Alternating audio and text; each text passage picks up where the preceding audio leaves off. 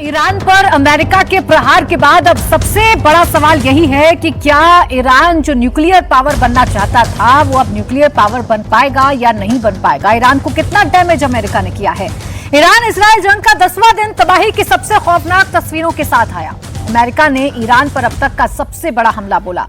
B-2 bomber का बेड़ा उतार दिया। टॉमहॉक क्रूज मिसाइलों से ताबड़तोड़ प्रहार कर दिया। व्हाइट हाउस की सिचुएशन रूम से हालात को मॉनिटर करने के बाद राष्ट्रपति ट्रंप सामने आए। कहा कि अभी 3 ठिकाने तबाह हुए, कई अहम टारगेट बाकी हैं। ऐसे में ईरान का बयान सामने आया, जिस फोर्डो न्यूक्लियर साइट को अमेरिका ध्वस्त करने का दावा कर रहा है। ईरान ने कहा कि वो साइट पूरी तरह से सुरक्षित है, सिर्फ एंट्री एग्जिट वाले टनल डैमेज हुए हैं। इंटरनेशनल मीडिया रिपोर्ट के मुताबिक अमेरिका के इस अटैक का सामना करने के लिए ईरान तैयार था। पहले से ही उसने अपने न्यूक्लियर वेपन महफूज ठिकानों पर शिफ्ट कर दिए थे। तो अब सवाल यही है कि क्या ईरान जो न्यूक्लियर पावर बनना चाहता है, क्योंकि इस युद्ध की शुरुआत ही इसी रीजन पर हुई है, इसी बिना पर हुई है कि ईरान न्यूक्लियर बम नहीं बना सकता है, इसलिए इजराइल ने हमले शुरू कर दिए। अमेरिका ने चेतावनी दी और अमेरिका ने फाइनली अटैक शुरू कर दिया और उसके न्यूक्लियर साइट को निशाना बनाया गया है। अब बहल सर, 2 बयान है। एक तो राष्ट्रपति ट्रंप कह रहे हैं कि हमने उनके 3 साइट्स पर निशाना बनाया, तीनों साइट्स को हमने तबाह कर दिया, जिसमें फोर्डो, नंताज और इस्फहान है। इन तीनों को हमने तबाह कर दिया। और दूसरी तरफ अगर हम ईरान की सुने तो ईरान कह रहा है भाई कोई रेडिएशन तो हुए नहीं, रेडिएशन नहीं हुए तो हमें कोई नुकसान हुआ नहीं। तो क्या वाकई में जो परमाणु शक्ति बनने का सपना था ईरान का वो खत्म हो गया है या कुछ बाकी है? देखिए, ये कहना तो बहुत मुश्किल है प्राची जी कि इन्होंने कितना हद तक डिस्ट्रक्शन किया, लेकिन मैं 1-2 चीजें बहुत क्लियरली कह सकता हूं। फोर्डो का जो साइट है 300 फीट के नीचे, हमने बात करी थी कि ऊपर का एरिया उसका रॉकी है और जो बीच में आता है टनल्स से पहले वो एरिया इसका मल्टीपल कंक्रीट है।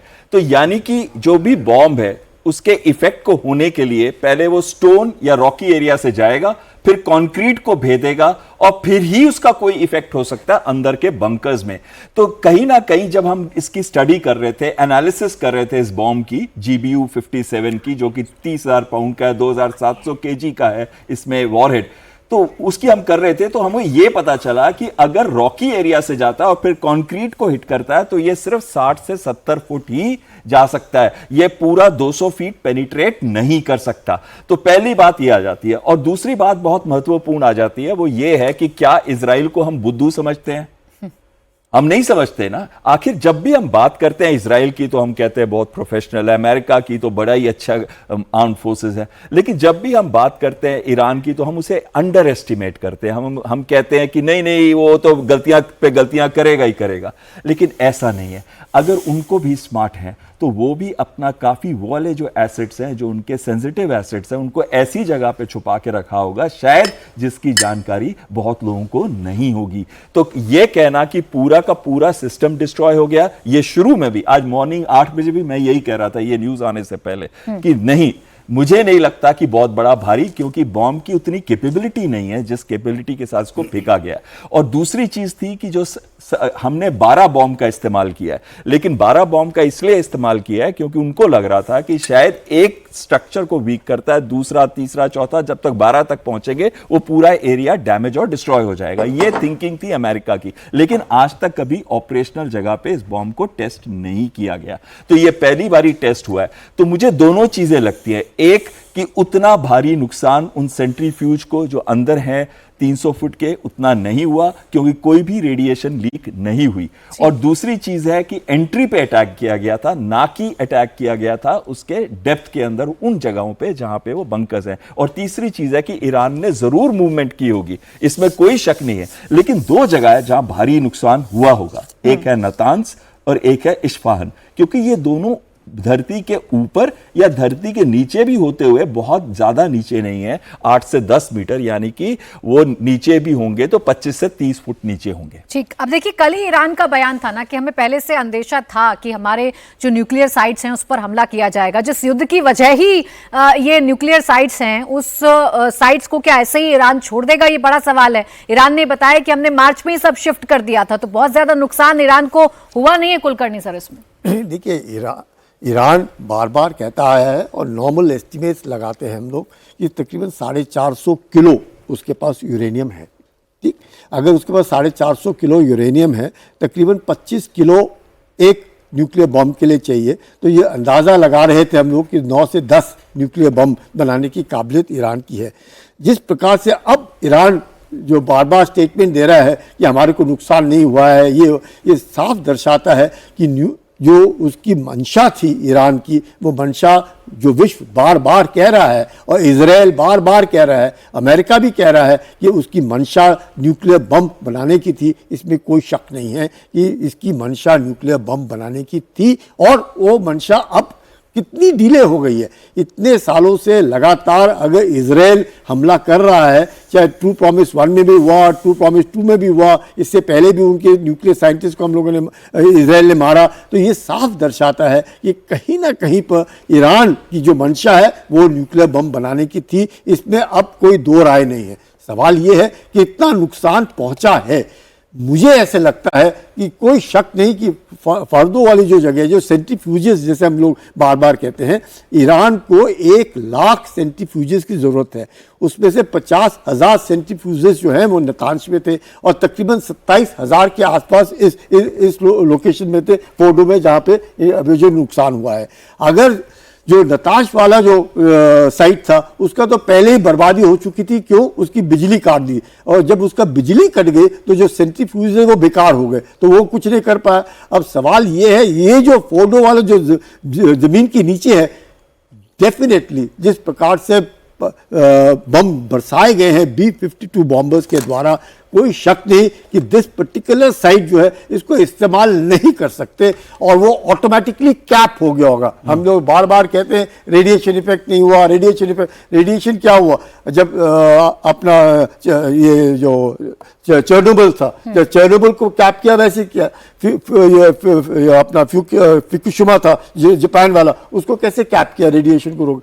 ये ऑलरेडी नेचुरल कैपिंग में है, ये नेचुरल कैपिंग में ऑलरेडी अंदर है। इसका एंट्री एंड एग्जिट आपने बंद कर दिया तो उसका रेडिएशन अंदर ही रहेगा। मतलब कहना बड़ा मुश्किल है कि कितना नुकसान ईरान को अभी पहुंचा है। मेरा मानना यह है कि जबरदस्त नुकसान पहुंचा, कोई शक ही नहीं है। अगर देखो, इसमें यह भी बड़ी इंपॉर्टेंट है, अगर नुकसान नहीं पहुंचा तो ये सारी की सारी एक्सरसाइज किसके लिए थी?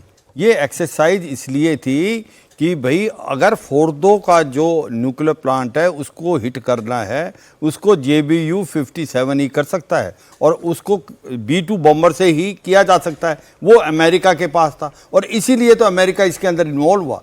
तो ये मान के चलें कि भाई कितना डैमेज हुआ वो तो समय बताएगा, पर जो नटाज है और इफ्शान है उसकी प्रॉब्लम नहीं थी। उसको तो बिना B-2 बॉम्बर भी ये काफ़ी हद तक डैमेज कर सकते थे।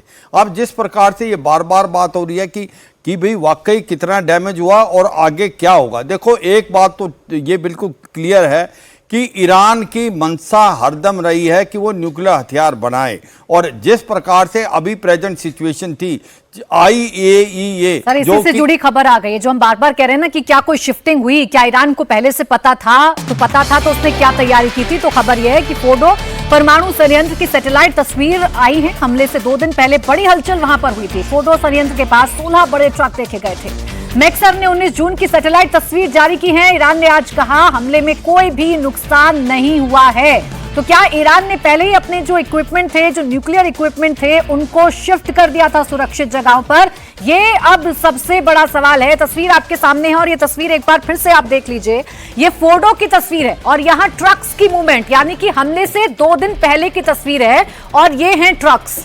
ये ट्रक्स की मूवमेंट यहां पर देखने को मिल रही है और ये गिनती में 16 ट्रक हैं, यानी कि 16 ट्रक जो थे वो हमले से 2 दिन पहले फोर्डो साइट पर दिखे, इनका मूवमेंट दिखा। तो क्या ईरान ने यहां से अपने न्यूक्लियर इक्विपमेंट किसी सुरक्षित ठिकाने पर भेज दिए थे?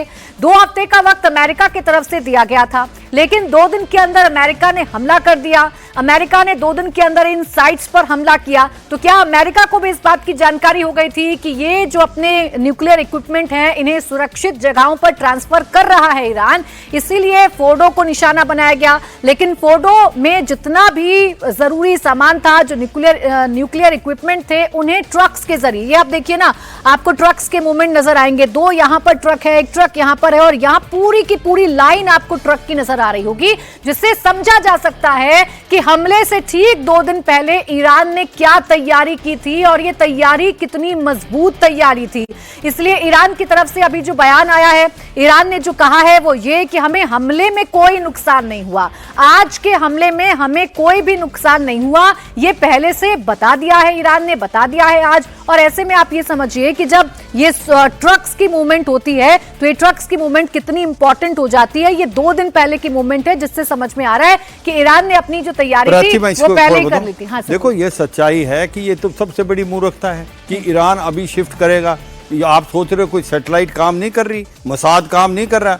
मसाद जिसने जाके उसके टॉप मिलिट्री कमांडर को मार दिया और टॉप साइंटिस्ट को मार दिया, वो इन्फिल्ट्रेट कर चुका है। यही तो इजराइल चाहता था कि गलती से ये बाहर निकालें तो फिर B-2 बॉम्बर की भी जरूरत नहीं है। ये तो जिस प्रकार से ये दिखा रहे हो आप, लाइन बना रखे हैं, इसको तो डैमेज करना बड़ा आसान था इजराइल के द्वारा ही।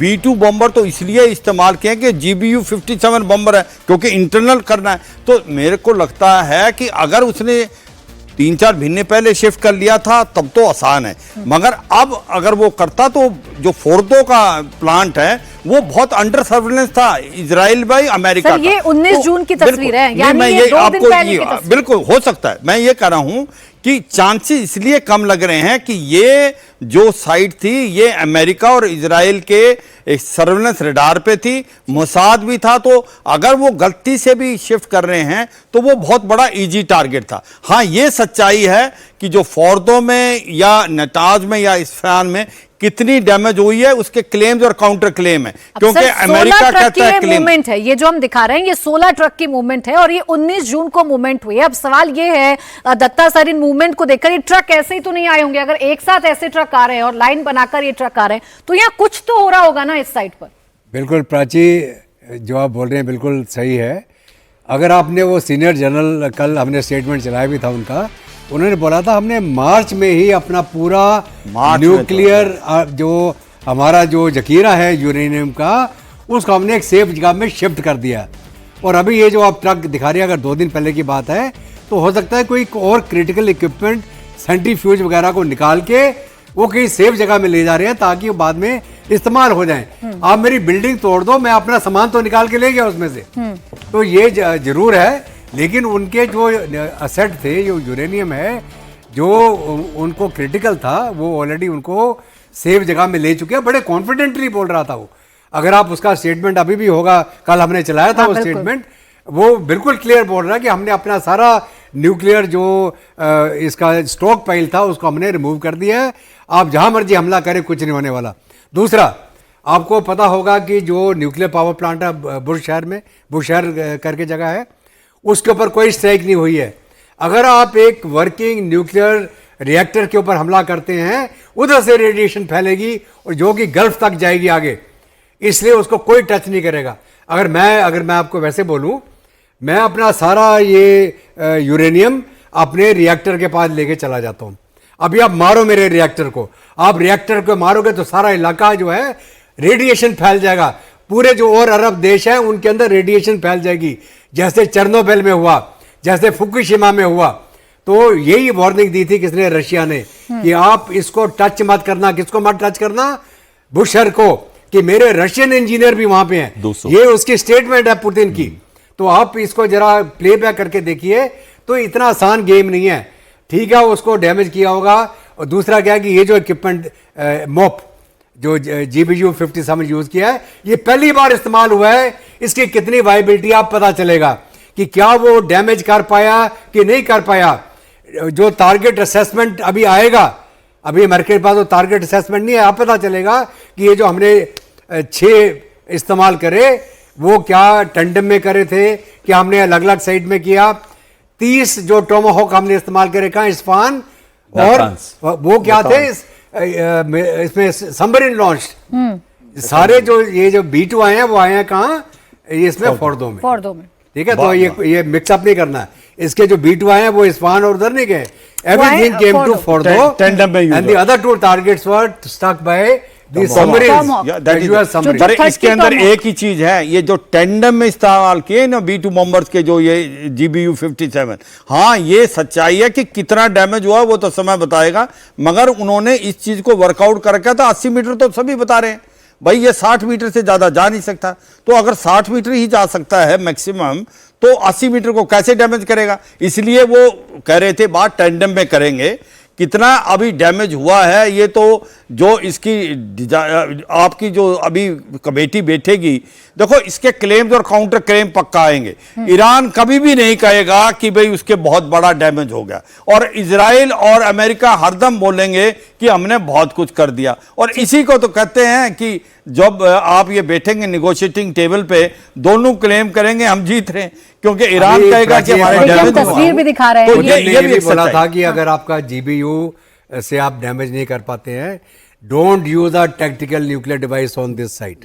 क्योंकि मैं अगर आपको बताऊं, अगर मैं इससे नहीं कर पाता हूं, नेक्स्ट ऑप्शन क्या होता है, एक छोटा न्यूक्लियर डिवाइस इसी फॉर्मेट में आएगा जो नीचे जाके उतना बड़ा वो एक्सप्लोजन करेगा कि वो साइट तबाह हो जाएगी और रेडिएशन भी होगा। ठीक। तो चाहे वो बर्बाद होना हो, लेकिन रेडिएशन हो जाएगा उस इलाके से, वो आपको सब कुछ इवैक्यूएट करना पड़ जाएगा वहां अच्छा से। सर, ये फोटो की एक तो हमने चीज बात कर इसमें, ली। ये टैक्टिकल न्यूक्लियर वेपन की मैं बिल्कुल नहीं कि इजराइल टैक्टिकल न्यूक्लियर वेपन किसी हालत में यूज नहीं करता, अमेरिका उसको यूज नहीं करता। अगर इजराइल टैक्टिकल न्यूक्लियर वेपन इस्तेमाल करेगा, उसको पूरा वर्ल्ड जो है क्रिटिसाइज करता, सर, अब क्योंकि जान लेना ये टैक्टिकल जरूरी न्यूक्लियर है, इस वेपन बात से। आपके सेकेंड वर्ल्ड वॉर के बाद बिल्कुल, कभी नहीं जैसा आप हुआ। बता रहे हैं सर, अभी हमने देखिए फोटो की चर्चा की। पर्टिकुलर डिवाइस जो मैं बोल रहा हूँ, it is meant for bunker busting deep penetration by use of nuclear energy. ठीक है सर, अभी ये जो बाकी के जो दो इलाके, नंताज और हम इस्फहान की बात कर रहे हैं बहल सर, यहाँ 30 टॉमहॉक जो सबमरीन बिल्कुल। 643 किलोमीटर दूर से दागी गई है। 30 ये हमला कैसे हुआ है? देखिए 400 मील, जो कि आप 643 किलोमीटर, बहुत एक्यूरेट प्राची जी, वेरी इम्प्रेस्ड। आपको एग्जैक्टली डिस्टेंस है पता। तो सबमरीन से इसको लॉन्च किया जाता है, टोमाहॉक क्रूज मिसाइल। इसकी रेंज है 1550 से लेके 2500 किलोमीटर। ये जो वेपन है, इसका वेट होता है 3200 पाउंड से लेके 4400 पाउंड, यानी कि ये भी अच्छी एक वेपन सिस्टम है। पर ये सबसोनिक है, ये 0.9 या 0.95 मार्क पे चलती है, यानी कि स्पीड ऑफ साउंड से थोड़ा ही कम है। और ये क्या करती है, ये जमीन के बिल्कुल साथ चलती है। तो इस वजह से इसमें दो टाइप की चीजें होती हैं। एक होता है inertial navigation mixed with GPS, यानी कि ग्लोबल पोजीशनिंग सिस्टम। अगर इन दोनों को मैच करके ये करती है नेविगेशन, लेकिन साथ में करती है यूज टरकॉम। टरकॉम क्या होता है, टरेन कंटूर मैचिंग, यानी कि जैसे टरेन जा रही है, अगर आप लोगों ने जेम्स बॉन्ड की पिक्चर देखी है ना, तो उसमें जो मिसाइल दिखाते हैं वो जाती है टारगेट की तरफ, वैसे टरेन को हक करते हुए फिर ऊपर आके अटैक करती है। ये वही मिसाइल है। और ये मिसाइल जो है, ये इतने डीपली जाके टारगेट को अटैक कर सकती है, और इसकी एक्यूरेसी कहा जाता है 10 मीटर के अंदर आती है, यानी कि, और इसमें भी कैपेबिलिटी है कि कुछ हद तक वो पेनिट्रेट करके एक्सप्लोड करती है, और उसका इफेक्ट बहुत होता है, ब्लास्ट इफेक्ट भी होता है, और साथ में पेनिट्रेशन भी होती है थोड़ी बहुत, not like the bunker busting bomb. तो इसका डैमेज जरूर हुआ होगा, क्योंकि नातांज की साइड में भी काफी हिस्सा ऊपर का है, और साथ में थोड़ा ही हिस्सा 8 मीटर नीचे है। और इसमें इस्फहान में भी हुआ होगा, क्योंकि इस्फहान तो ज्यादातर ऊपर ही है। ठीक है, देखिए एक और जानकारी इस वक्त सामने आ रही है, वो भी बताएंगे, लेकिन ईरान लगातार यही दावा कर रहा है, ईरान लगातार यही बताने की कोशिश कर रहा है कि उसे बहुत ज्यादा नुकसान पहुंचा नहीं है इस हमले में। और उसके पीछे की आप देखिए तस्वीरें भी जारी की गई हैं, ये तस्वीरें सैटेलाइट इमेज की हैं, 16 ट्रक्स फोर्डो से जा रहे हैं। लेकिन नंताज और इस्फहान की हम बात करें तो यहाँ पर भी जो हमला है वो किया गया है, सबमरीन से मिसाइलें दागी गई हैं। और खबर यह है कि ईरानी अधिकारियों के हवाले से रॉयटर्स की खबर है, फोर्डो से संवर्धित यूरेनियम हटा दिया गया था। अमेरिकी हमले से पहले अज्ञात स्थान पर यूरेनियम शिफ्ट किया गया। फोर्डो में कर्मचारियों की तैनाती बेहद कम कर दी गई थी, क्योंकि यहाँ बहुत सारे न्यूक्लियर साइंटिस्ट काम करते थे। अगर यहाँ निशाना अमेरिका बना रहा था तो बहुत बड़ा नुकसान ईरान को हो सकता था। इसलिए फोर्डो से पहले ही जो न्यूक्लियर इक्विपमेंट है या जो वहाँ मैन पावर है उसको कम कर दिया गया था, ताकि कम से कम नुकसान हो। और जो दो बुशहर और अराक की हम बात कर रहे हैं, ये भी दो न्यूक्लियर साइट्स हैं ईरान के पास। यहाँ पर क्या ये सब कुछ ट्रांसफर किया गया, कहाँ पर गया? कुलकर्णी सर, क्या ईरान पहले से जानता था, उसको पहले से सब कुछ पता था, इसलिए वो तैयारी बहुत पहले से कर रहा था? ये सिर्फ 2 दिन की बात नहीं है, वो मार्च जो बयान सामने आया, वो बहुत पहले से तैयारी कर रहा था कि भाई मुझे न्यूक्लियर बनने नहीं देंगे ये इजराइल और अमेरिका, तो मुझे जो करना है बड़ी साफगोई के साथ करना है, बहुत सुरक्षित माहौल में करना है। कोई शक ही नहीं है प्राची कि ईरान अपने तरीके से ऑप्शंस सब ढूंढ रहा था और कहाँ पे क्या करेगा उसके लिए मोसाद अंदर था।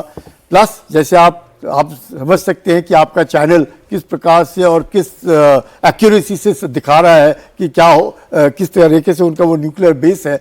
तो आप ये सब कुछ अमेरिका को भी मालूम है, इजराइल को भी मालूम है और ईरान को भी है, क्योंकि ईरान भी वॉर गेम कर रहा है कि अगर मेरे इस न्यूक्लियर साइट के ऊपर उन्होंने हमला किया तो हम इसको कहाँ ले जाएंगे, कहाँ पे यकीनन करेंगे, कितना उनके पास 450 किलोग्राम का, जैसे हम लोग बार बार कह रहे हैं, यूरेनियम का उसके पास है, कितने सेंट्रीफ्यूज उसको चाहिए, किस सेंट्रीफ्यूज को बिजली का सप्लाई कहाँ से चाहिए, कौन अगर बिजली कट गई तो ऑल्टरनेटिव साइट मेरा क्या होगा, कहाँ पे ले जाऊंगा। ये सब वॉर गेमिंग ईरान जरूर करेगा, क्योंकि ईरान को मालूम है कि पूरा, खासकर अमेरिका, जब हम ये कहेंगे कि अमेरिका किसके बरखिलाफ है, न्यूक्लियराइजेशन ऑफ ईरान, अगर वो न्यूक्लियर होने नहीं दे रहा है ईरान को और ईरान उसने ठान ली है कि मैं न्यूक्लियर बनूंगा क्योंकि मैंने यहूदियों का अस्तित्व मिटाना है, तो ये दोनों जो चीज़ें हैं, तो ये कौन कर रहा है, ये जो आयतुल्लाह की रेजीम है वो लगी हुई है पीछे। तो साइमल्टेनियसली अभी जिस प्रकार से अमेरिका ने मदद की है इजराइल की